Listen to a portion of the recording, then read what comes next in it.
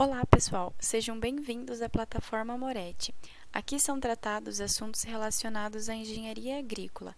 Eu me chamo Georgia Sanches, sou graduanda do curso de Agronomia da Universidade Federal do Paraná e nesse vídeo eu vou falar a respeito do aproveitamento por conversão direta da energia solar em eletricidade. Inicialmente, eu trouxe aqui alguns dados que exemplificam a utilização da energia solar no mundo. No ano de 2017, os três maiores produtores de energia solar foram a China, com 52,8 gigawatts, o que corresponde a mais da metade da capacidade global, seguido dos Estados Unidos, com 11,8 gigawatts, correspondendo a 12% do total, e a Índia, com 9,6 gigawatts, correspondendo a 10% do total. Nessa figura, as cores mais escuras indicam maior densidade de energia solar, sendo que a insolação tende a ser maior quanto mais perto da linha do Equador. A irradiação média anual brasileira varia entre 1.200 e 2.400 kWh por metro quadrado por ano, bem acima da média europeia. O Brasil tem um grande potencial para a produção de energia. A região Nordeste apresenta os maiores valores de irradiação solar global e apresenta a maior média e menor variabilidade anual entre todas as regiões brasileiras, sendo que os maiores valores de irradiação solar são encontrados na região central da Bahia, com 6,5 kWh por metro quadrado por dia. Além dos processos térmicos que transformam radiação solar em calor, com o auxílio de dispositivos como coletores e concentradores solares, a radiação solar pode ser diretamente convertida em energia elétrica por meio do efeito da radiação sobre determinados materiais, chamados de semicondutores. Entre esses efeitos destacam-se o termoelétrico e o fotovoltaico. O primeiro se caracteriza pelo surgimento de uma diferença de potencial provocado pela junção de dois metais, quando essa junção se encontra a temperatura mais elevada do que as outras extremidades dos fios. O efeito fotovoltaico decorre da excitação dos elétrons de alguns materiais na presença da luz solar. Entre os materiais mais adequados para a conversão da radiação solar em energia elétrica, podemos citar o silício. Mas o que é o efeito fotovoltaico? O efeito fotovoltaico é o efeito fotoelétrico caracterizado pela produção de uma corrente elétrica entre duas peças de material diferente que estão em contato e expostas à luz. Basicamente, o efeito fotovoltaico consiste em converter a luz solar em energia elétrica por meio das células fotovoltaicas. Essas células são dispositivos semicondutores feitos de silício puro com a adição de impurezas de certos elementos químicos.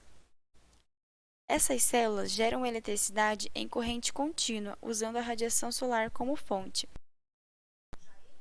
Elas são montadas em série em módulos fotovoltaicos ou painéis solares. Parte da radiação incidente é perdida pela reflexão e parte pela transmissão. De uma maneira resumida, as placas solares geram energia quando as partículas da luz solar, conhecida como fótons, colidem com os átomos desses materiais, ou seja, com o silício, e provocam o deslocamento dos elétrons, gerando a corrente elétrica. Nessa figura, temos o exemplo de uma composição de uma placa solar, que é formada por uma moldura de alumínio, um vidro especial, uma película encapsulante, as células fotovoltaicas, outra película encapsulante, um fundo protetor e uma caixa de junção. Agora, eu trouxe um exercício que está disponível na apostila da matéria de energia na agricultura, na página 94 da unidade 5. O exemplo é o 5.6. O exercício diz respeito ao aproveitamento da energia elétrica solar com placas fotovoltaicas para uma agroindústria. O primeiro item nos pede para estabelecer a equação para dimensionar a potência total do painel solar. Temos aqui que o trabalho gerado é igual à potência total do painel vezes o tempo de exposição. Reorganizando essa equação, temos que a potência total do painel é igual ao trabalho gerado sobre o tempo de exposição. No entanto, Todo sistema apresenta perdas e é necessário considerá-las. Reescrevendo a equação, temos que a potência total do painel é igual ao trabalho gerado sobre o tempo de exposição vezes o rendimento global.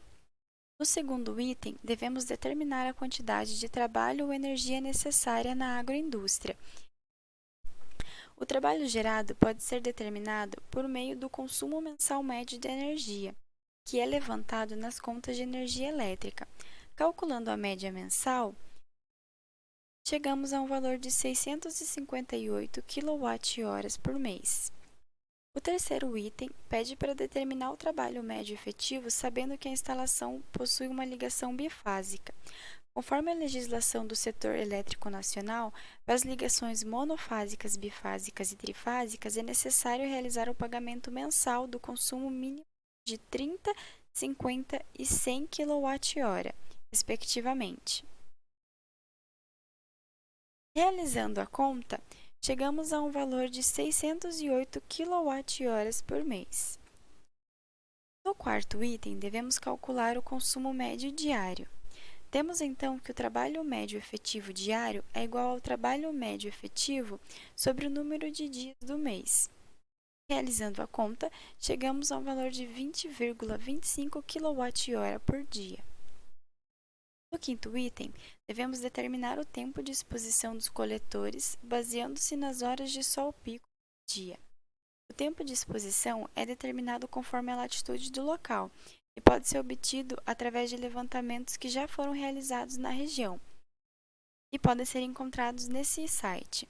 Nesse caso, o tempo de exposição é de 5,56 horas por dia. O sexto item pede para a gente determinar o rendimento global do sistema. O levantamento do rendimento global do sistema deve considerar as perdas ocorridas em várias partes, como, por exemplo, a temperatura, incompatibilidade, sujeira, ligação de corrente contínua, ligação de corrente alternada e o inversor. Aplicando na equação, chegamos a uma eficiência global de 80%.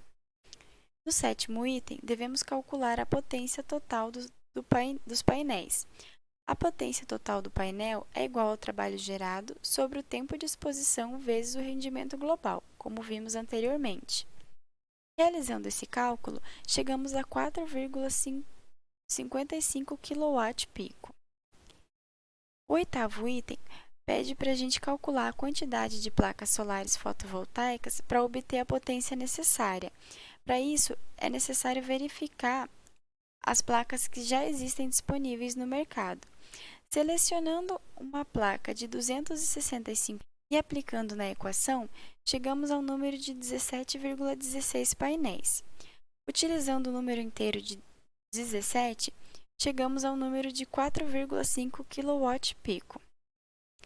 E é isso, pessoal. Muito obrigado pela atenção.